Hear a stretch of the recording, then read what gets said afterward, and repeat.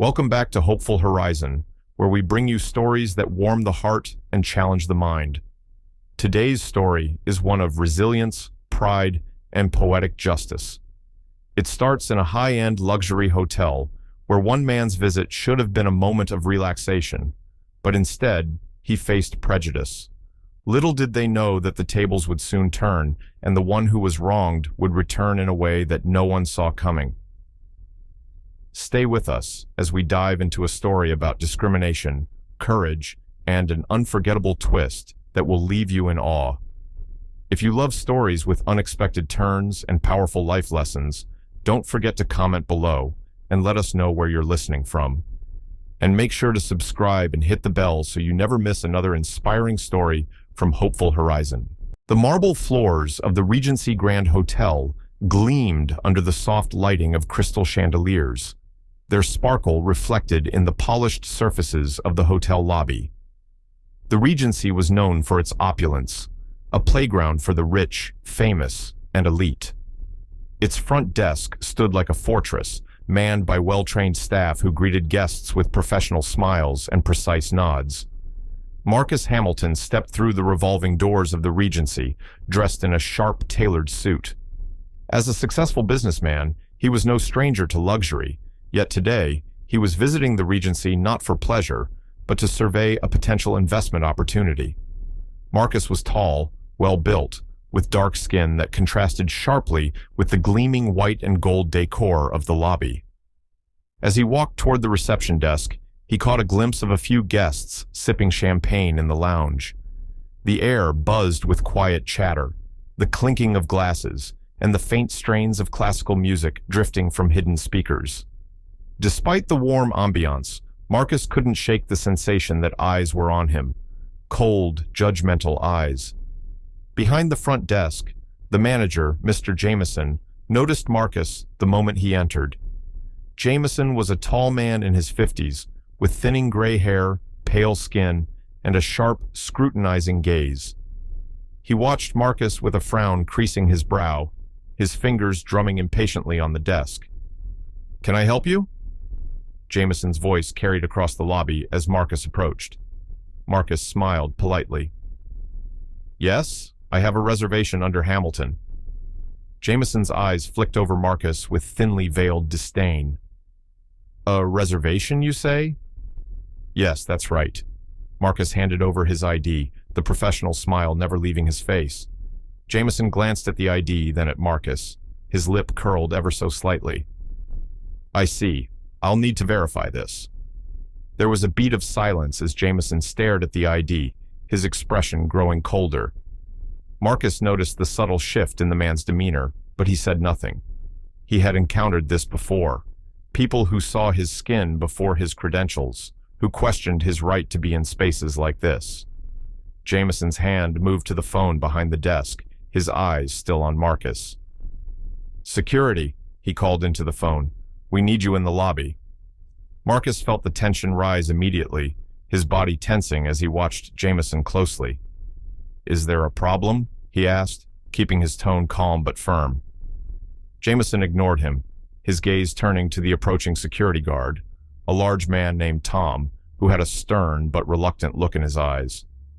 As Tom arrived, Jameson straightened, his voice turning authoritative. "Escort this man out of the building," Jameson ordered sharply. "He doesn't belong here." Marcus's face remained calm, but inside, anger simmered. He opened his mouth to respond, but before he could say anything, Tom hesitated. "Sir," Tom began quietly, looking uncomfortable. "I don't think—" Jameson cut him off, his tone icy. "You heard me, Tom.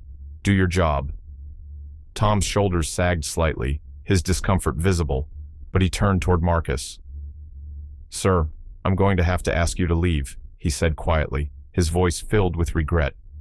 "Please, I don't want any trouble."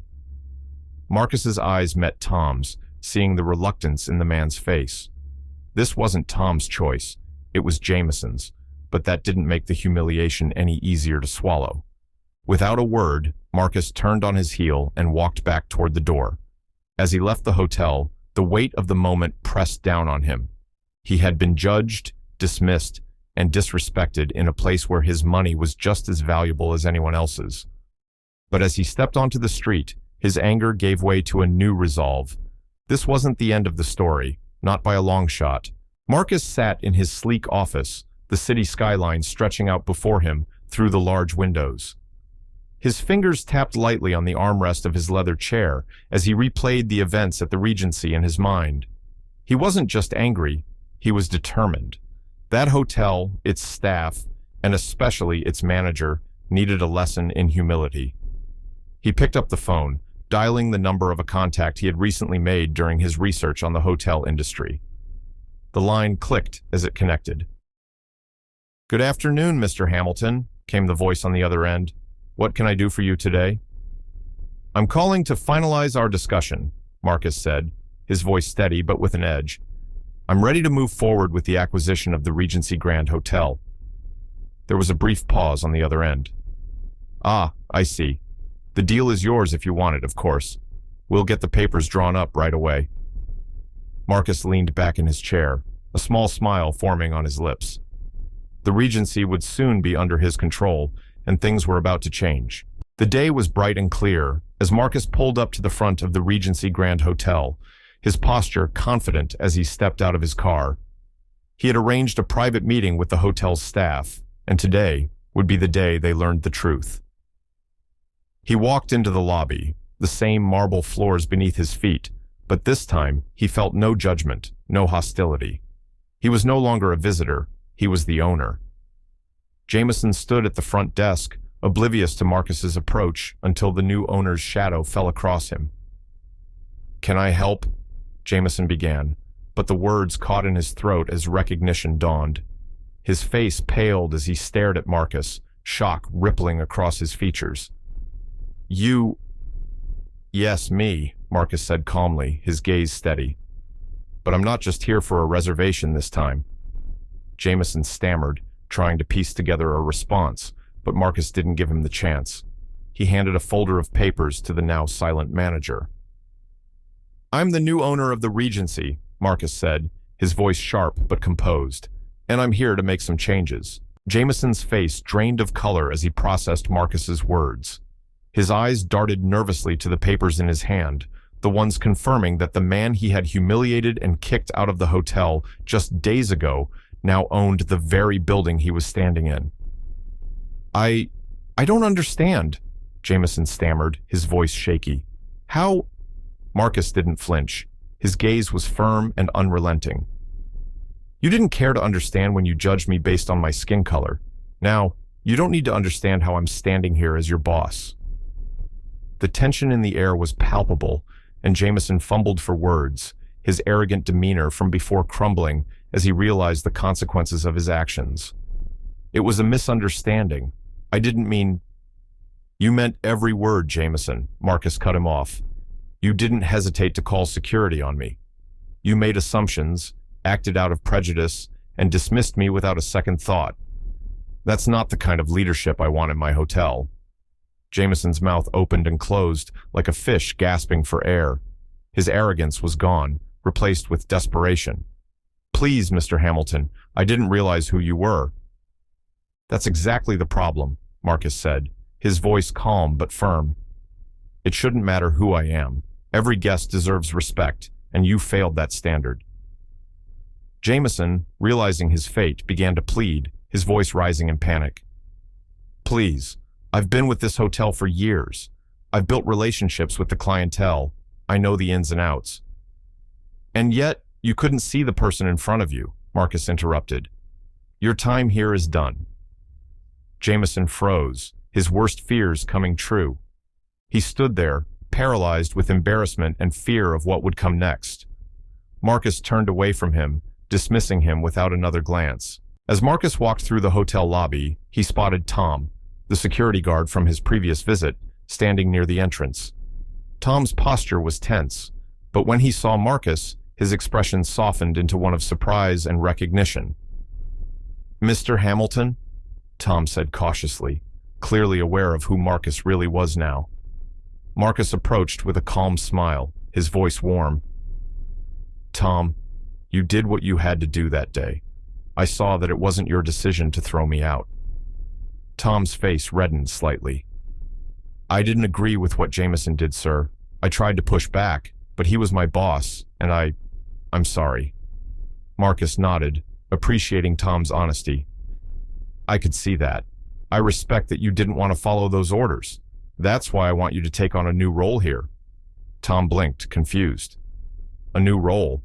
Marcus smiled. "Yes, I'm promoting you to the position of head manager of the Regency. You've shown that you have integrity, and that's what this hotel needs in its leadership." Tom's eyes widened in shock. "Head manager? Me?"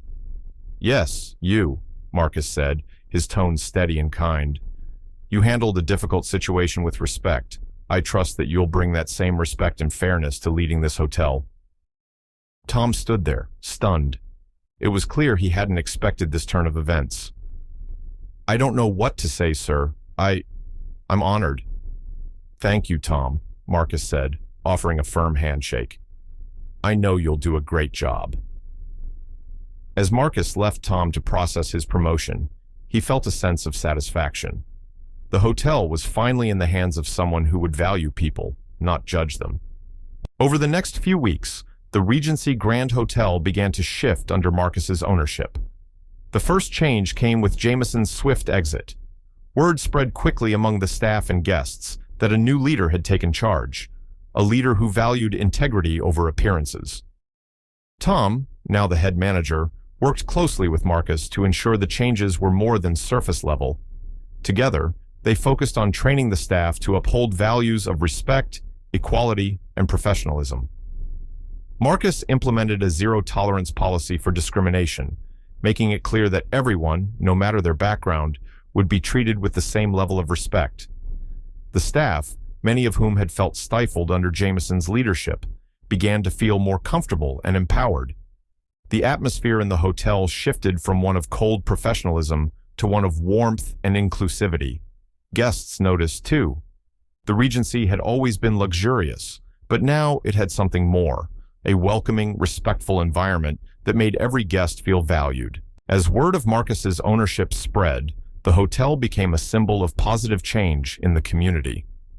News outlets began to pick up the story, intrigued by the twist of fate that had led a man once thrown out of the hotel to become its owner.